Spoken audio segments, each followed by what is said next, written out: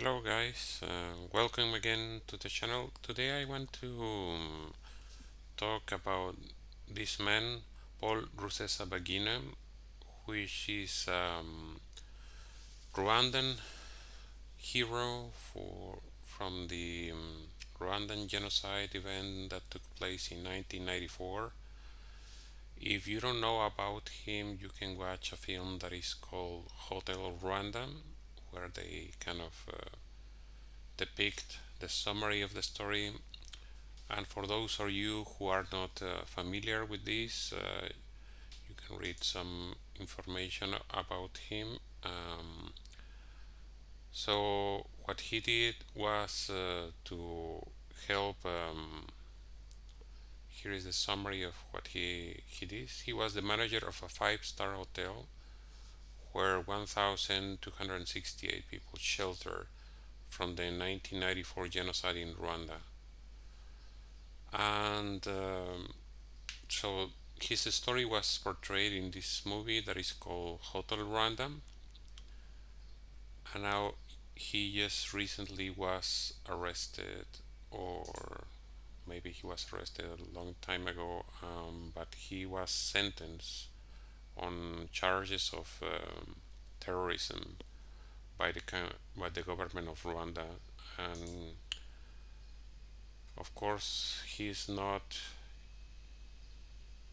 shy on his opinion, so he has been very outspoken, and he's not in the best side of power.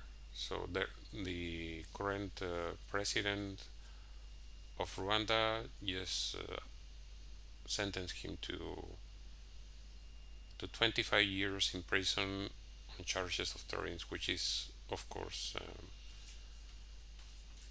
probably a fake accusation, just some political thing to do. So, what is the story about Rwanda? Because it's relevant to all these things.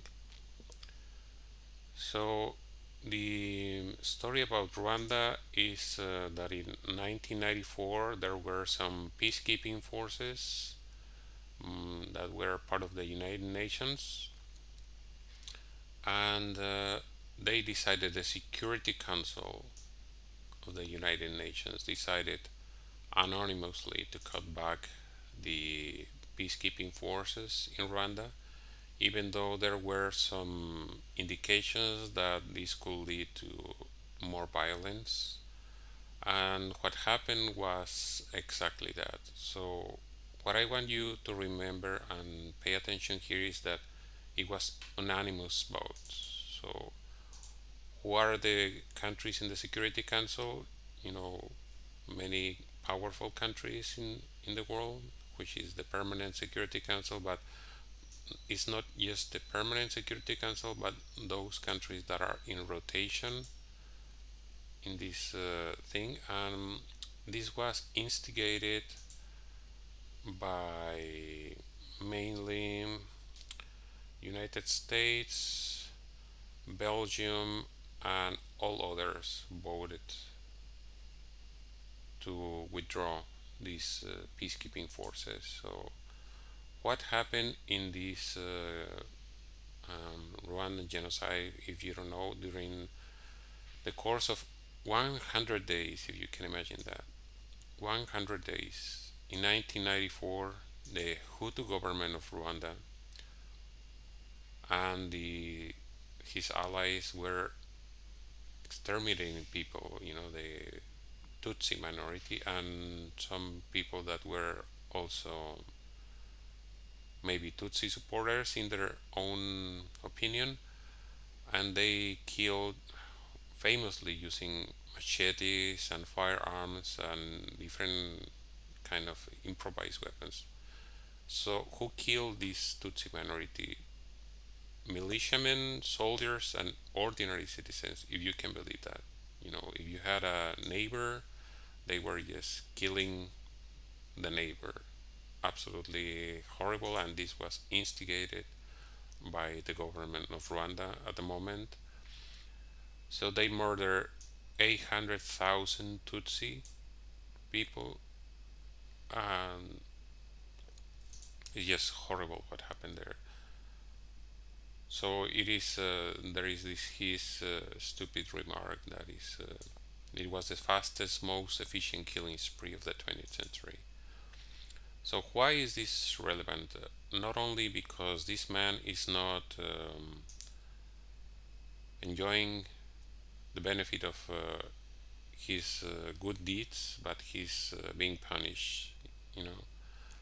And what is important now for us to remember is all these superpowers, they don't care about people, they don't care about human rights, they don't care about avoiding genocide, they don't care about saving lives, they just care about their own thing, you know, they care about their own power, their own interests, and as countries, they are not interested in saving lives anywhere.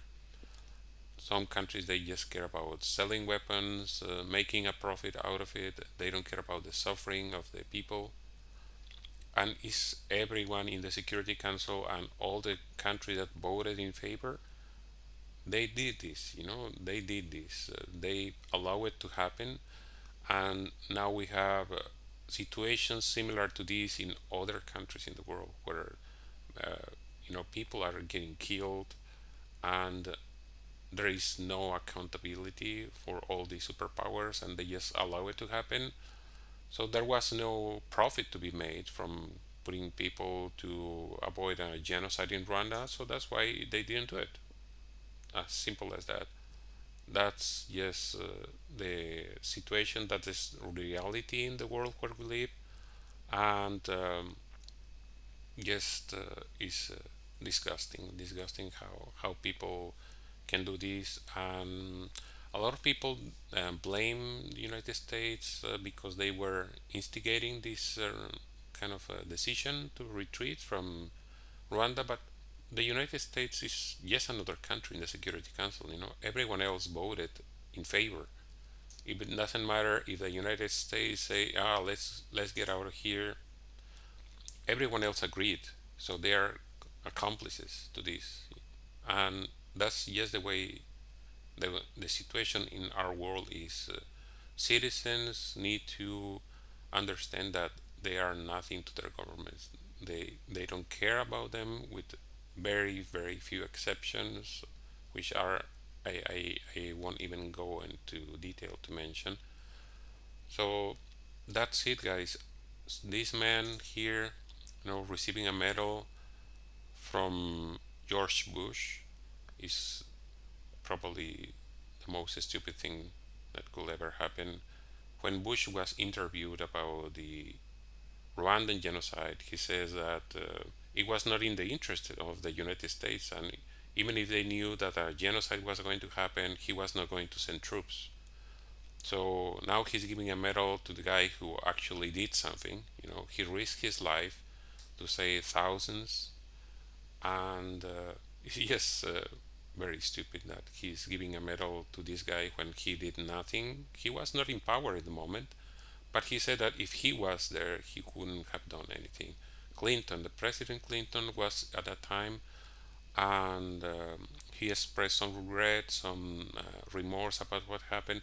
But I mean, come on, this happened over 100 days. It was not like, oh, the first day they killed 800,000. No, it was a lot, 800,000 people that were killed, and they had time to go and do something about it. But they chose to do nothing. And now this man is paying a heavy price for being outspoken and for talking about the politics of his countries. And yes, yes, horrible this whole situation. So that's all I wanted to say now, guys. If you have any comments or questions, or you just want to connect to the channel, please like, share, and subscribe. I hope to see you again in the next video. Thank you for watching.